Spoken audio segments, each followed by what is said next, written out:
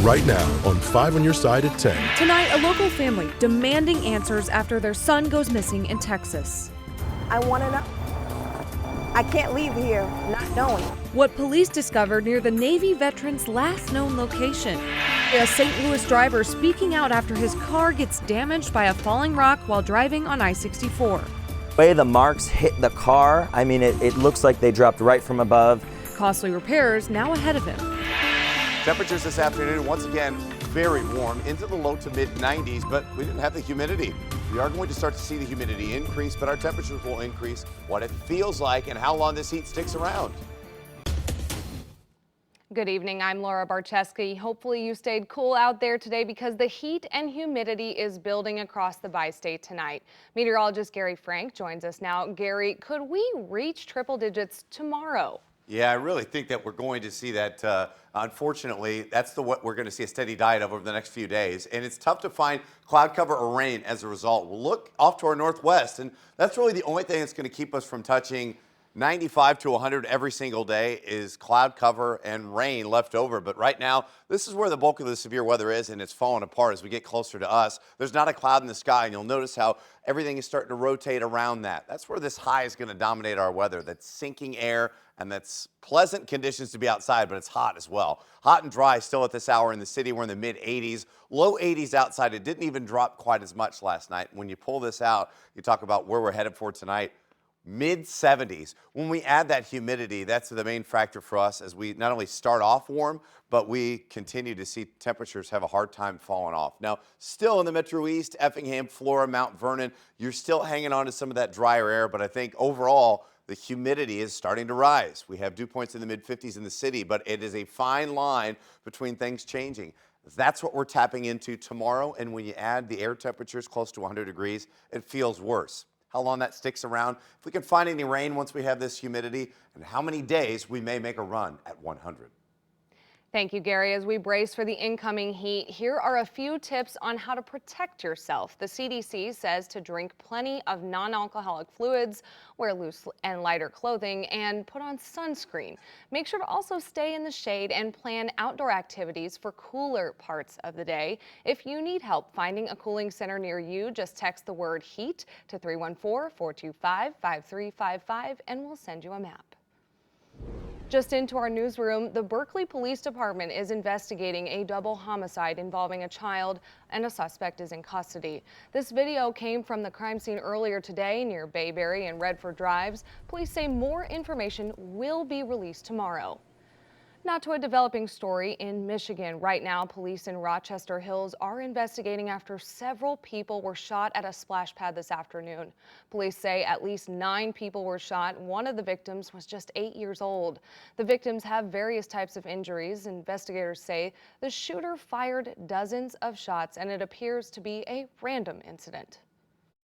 The individual pulled up, exited a vehicle, approached the splash pad, opened fire, reloaded, opened fire, reloaded, left. So appears very random at this point, appears random, no connectivity to the victims.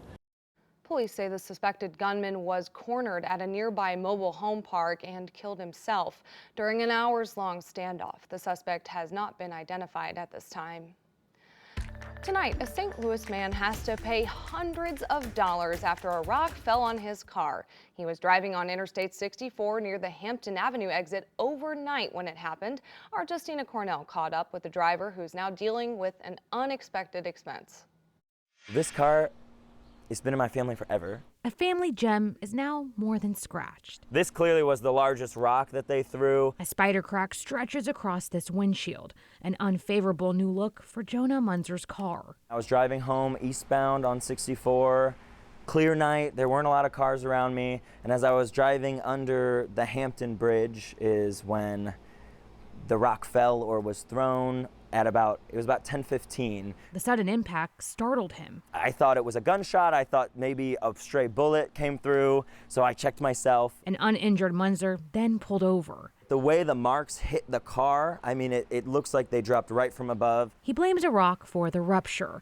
Munzer called St. Louis police, and they said this. It could be, someone threw a rock off, or it could have been, the bridge is crumbling. If it's a crumbling bridge, that It's a little upsetting. It sounds like we need to get some folks out there to do some more bridge repairs. And he hopes any rock throwers to stop. Now he has to pay for the problem. After the conversation with my insurance company, we found out paying out of pocket would actually be cheaper.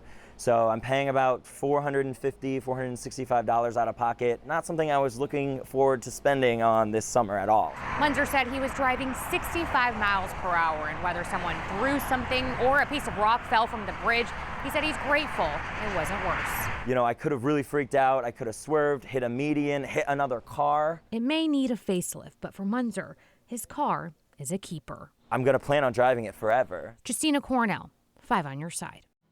MoDOT said it has no reports of anything falling from the bridge. Just last year, 5 on your side reported on multiple incidents just like this one. In March 2023, a man was arrested for throwing rocks at cars on Interstate 64. Tonight, new video shows a police chase involving a stolen airport vehicle on a St. Louis Lambert Airport runway. This all happened Thursday afternoon. Police say Justin Doyle found the yellow truck on the airport property with the keys still inside.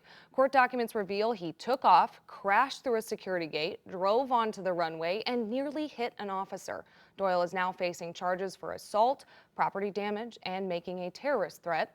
The runway was closed out of caution during the incident. Tonight, a St. Louis family is demanding answers after they say their son was killed in San Antonio. 26-year-old Jarvis McIntyre was visiting San Antonio to celebrate his birthday with his sisters. The Navy veteran was last seen a week ago on June 8th. Yesterday, San Antonio police found a body at a park near where McIntyre was last seen. Right now, investigators have not confirmed the body's identity, but did say it was a 26-year-old man. Tonight, McIntyre's family is desperate for justice. Never would I have ever thought that I would be looking for a loved one. This is something that you see on TV on a regular. This is not something that you feel happens to your family. My hope is to take him home, to find him and take him home with me. But to be completely honest with you, that's fading. Earlier today, the family met at the park where they believe Jarvis's body was found so they could release balloons and honor his 26th birthday. A push to overturn Missouri's abortion ban was dismissed by a St. Louis judge on Friday. More than a dozen faith leaders argued the ban violated the separation of church and state, protected in the state's constitution. The judge ruled Missouri lawmakers were not trying to impose their religious beliefs on everyone in the state. The plaintiffs are now considering other legal options. Making Dutchtown safer. That was the message at today's crime prevention meeting from community members and city leaders.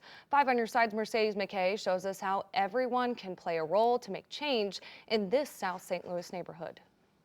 Almost every seat was full inside the Neighborhood Innovation Center in Dutchtown Saturday morning. People are looking for a way to be safer and feel safer in their neighborhood, and we can't always rely on an outside force. From the city's top prosecutor to local business owners, everyone hoping to enhance community safety in the South St. Louis neighborhood. There's no magic answer, but what we can do is be proactive ourselves. Like so many, Kaya Afiaro has called Dutchtown home for almost 2 decades. That's why she's now the chairperson for the Community Improvement District, which puts on events like the one they held Father's Day weekend, the Safer Dutchtown Summit. It's very important to those of us who live in this neighborhood and to help ourselves rather than just sitting idle and complaining. This is the 3rd time the Community Improvement District held the Safer Dutchtown Summit, and organizers tell me they've seen it grow every single year. People here do care. They just need to be educated about how they can help. Afiero and her team is already making that difference. The group's Connected Dutchtown initiative focuses on place and people connectivity through multiple camera programs, one in which the group funds to have 2 cameras per building on the SID's footprint. We're able to get that information very quickly to the police so that they can follow up quickly. And new this year, they've hired a part-time employee to assemble all the camera's data and pass it on. If we can't put police eyes on the street, we can put other eyes on the street. Other eyes that make up this entire neighborhood, coming together to make the place they call home a safer one for everyone. That is a step in the right direction and empowers people to feel good about their neighborhood and make changes that do affect the entire neighborhood. Mercedes McKay, 5 on your side. The Dutchtown Community Improvement District holds coffee hour every month where people can share their concerns. You can also attend the next Board of Directors meeting to provide feedback and hear about new initiatives. That's happening on Tuesday, June 25th at 5:30.